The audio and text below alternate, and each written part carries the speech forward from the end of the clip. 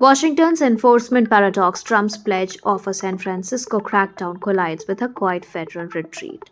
Despite President Donald Trump's fiery promises to unleash a sweeping federal crackdown on San Francisco's crime and drug epidemic, the reality on the ground reveals a strikingly different trajectory. Federal law enforcement in the region has been dramatically scaled back, leaving the city with fewer tools to confront its spiraling opioid crisis.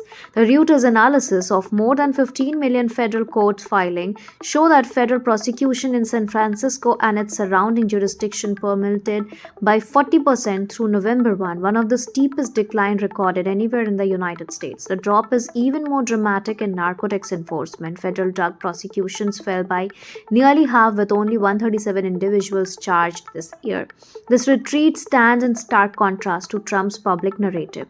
Throughout the year, the president repeatedly lambasted San Francisco's Democratic leadership, calling the city destroyed and vowing to deploy federal agents and even soldiers to restore order. In order, he claimed to have assembled a rapid response team of immigration and enforcement officers poised to storm the city, only to later say he halted the operation after pleas from friends living in the area. Yet behind these public threats, the Trump administration has been orchestrating the largest relocation of federal law enforcement resources in a decade, diverting thousands of agents away from criminal investigations and into immigration enforcement.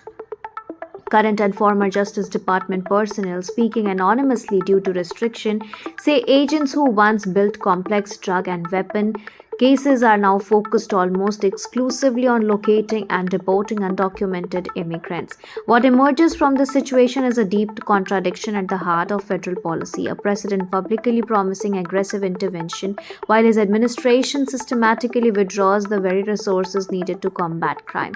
The consequences are clear in neighborhoods like the Tenderloin, where open air drug scenes persist only blocks from the federal courthouse.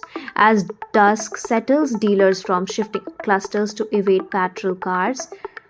Users slump across folding chairs or collapse along the sidewalk, and TBU of a city fighting a crisis with diminished federal support.